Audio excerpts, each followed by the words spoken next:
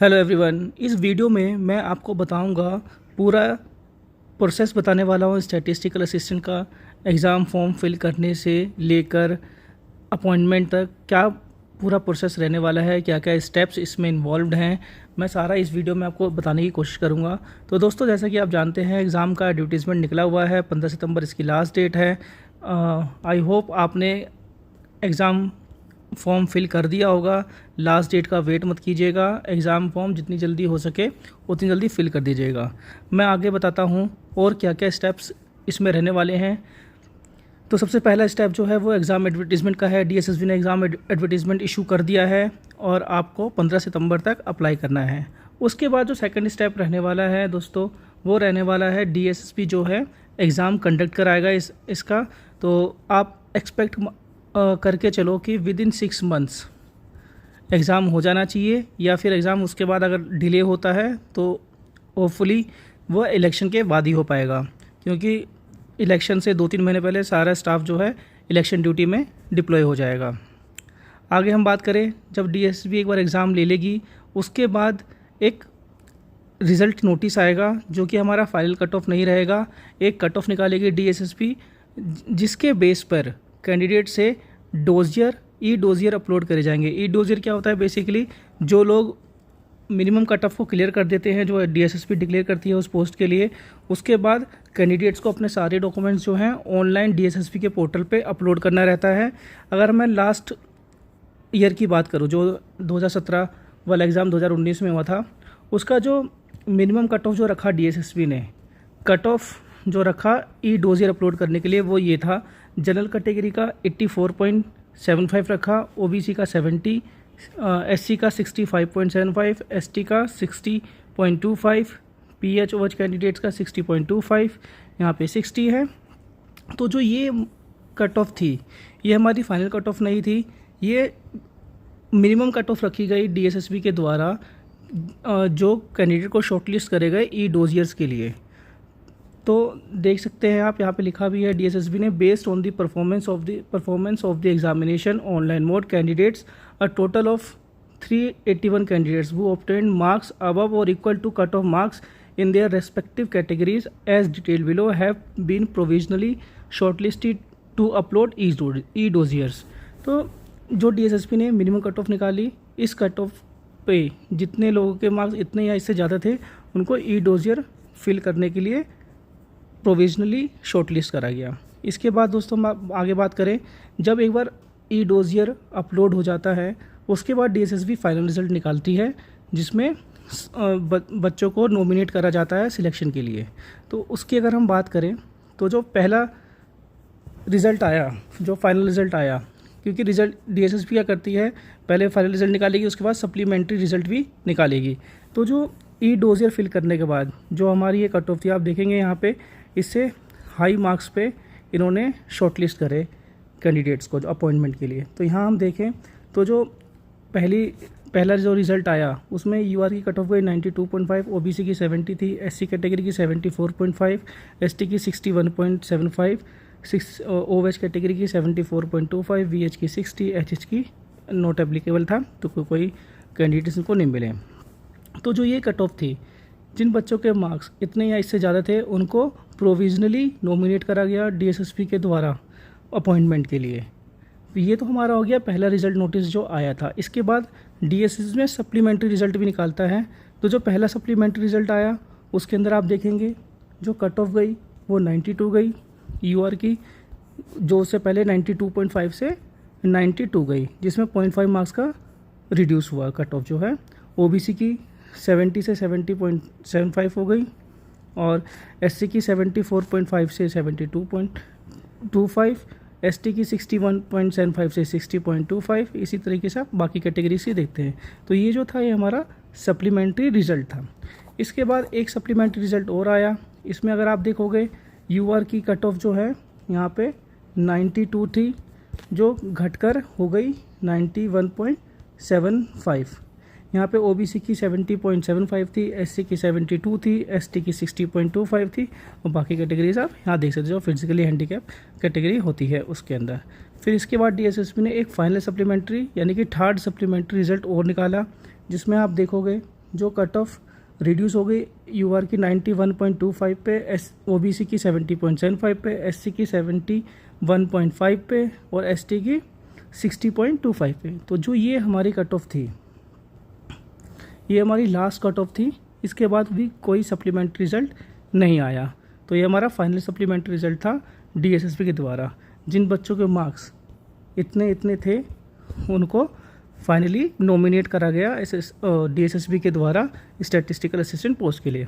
अब जब एक बार ये सारा डीएसएसबी कर लेती है, कैंडिडेट्स को नॉमिनेट कर देती है, इसके बाद जो डीएसएसबी है ई डोजियर जो है फॉरवर्ड करती है प्लानिंग डिपार्टमेंट में, क्योंकि प्लानिंग डिपार्टमेंट जो है वो पेरेंट डिपार्टमेंट रहने वाला है। तो जो भी डोजियर होंगे वो सारे के सारे फॉरवर्ड किए जाएंगे प्लानिंग डिपार्टमेंट में।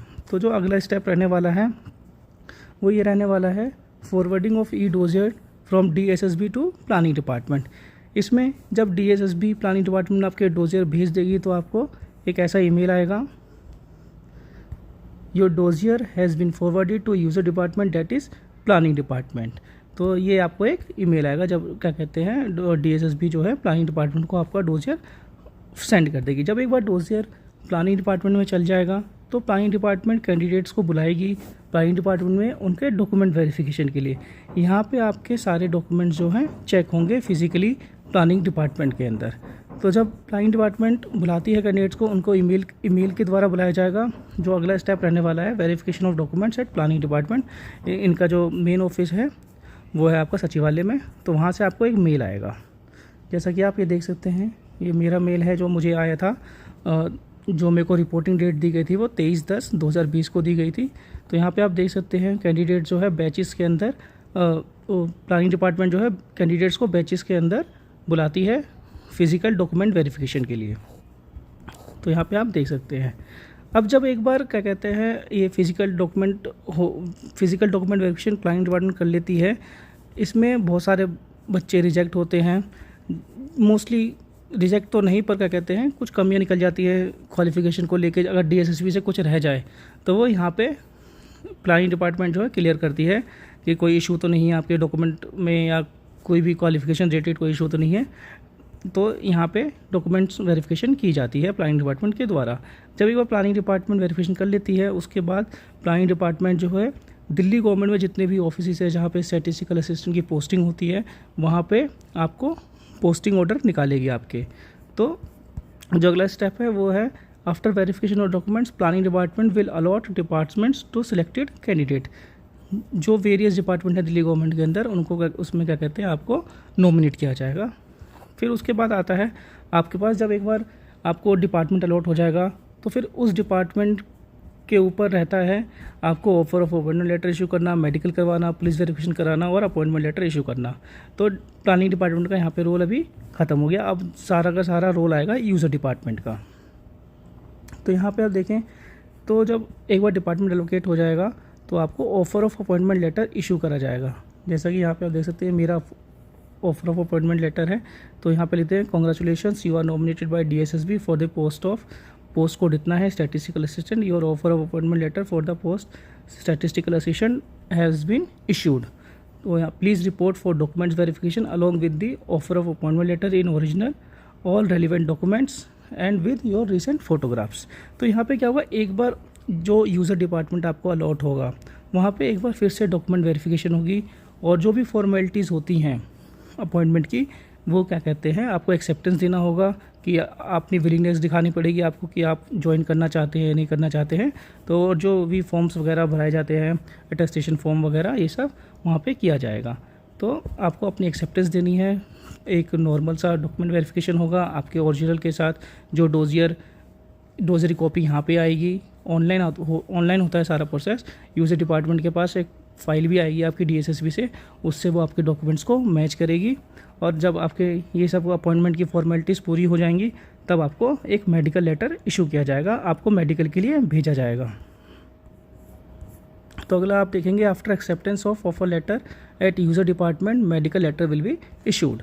तो जैसे आप यहाँ देख सकते हैं जब मेरा क्या कहते हैं मैंने एक्सेप्टेंस दे दी, उसके बाद मेरे को क्या कहते हैं मेडिकल लेटर इशू करा गया डिपार्टमेंट के द्वारा। यहाँ पे देख सकते हैं, you were nominated by DSFC for the post of statistical assistant after complete document verification, no discrepancy was found, hence your medical letter for the post of statistical assistant has been issued, please report to the, जो hospital का नाम है और date दे रखी है आपको कि इस डेट पे इस हॉस्पिटल के अंदर आपको रिपोर्ट करना है अपनी मेडिकल फॉर्मेलिटीज़ पूरी कराने के लिए। वहाँ पे जो भी चेकअप्स वगैरह होंगे, जो भी एज़ पर रूल होता है, हॉस्पिटल वाले जो है मेडिकल बोर्ड जो है आपका मेडिकल कराएगा। तो जो हॉस्पिटल अलॉट होता है वो आपको एड्रेस के हिसाब से नियर बाय जो हॉस्पिटल पड़ेगा, गवर्नमेंट हॉस्पिटल दिल्ली गवर्नमेंट का, उसी में ही आपका मेडिकल होगा। और आपको ईमेल तो आएगा इसके साथ physical copy of medical letter, या तो आप अपने डिपार्टमेंट से ले सकते हो या फिर बाय स्पीड पोस्ट भी आपके एड्रेस पे आ जाएगा। जब एक बार आपका मेडिकल हो जाएगा तो उसके बाद हॉस्पिटल वाले मेडिकल की रिपोर्ट आपके डिपार्टमेंट में भेजेंगे कि whether you are medically fit or not. On date basis department will issue appointment letter. तो जैसे मेरा मेडिकल हो गया उसके बाद डिपार्टमेंट की तरफ से मेरे को फाइनली जब मेरा मेडिकल फिटनेस चली गई वहाँ पे, तो डिपार्टमेंट ने जो है मुझे अपॉइंटमेंट लेटर इशू करा। तो यहाँ आप देख सकते हैं, यहाँ पे आप देख सकते हैं, you were nominated by DSSB for the post of statistical assistant after medical examination, you were found medically fit for the post, therefore your appointment letter for the post of statistical assistant has been issued, physical copy of appointment letter will be send to you by speed post सून।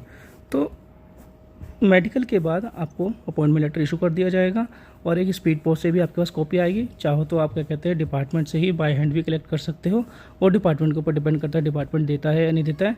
एक बार आपका appointment letter issue हो जाएगा तो उसके बाद आपको उसमें एक टाइम पीरियड देखा हो विदिन 7 डेज़ या 10 डेज़ का, कि आपको विदिन 7 डेज़ या 10 डेज़ जो है आपको डिपार्टमेंट ज्वाइन करना है। तो दोस्तों ये पूरा प्रोसेस था एग्जामिनेशन फॉर्म फिल करने से लेके अपॉइंटमेंट तक का। आई होप आपको ये वीडियो पसंद आई होगी। ये पूरी जर्नी है स्टैटिस्टिकल असिस्टेंट की, एक एस्पिरेंट से लेके स्टैटिस्टिकल असिस्टेंट पे ज्वाइन करने तक की। तो आई होप आपको वीडियो पसंद आई होगी। अगर आपको वीडियो पसंद आई तो वीडियो को लाइक करें और चैनल को सब्सक्राइब ज़रूर करें। Thank you.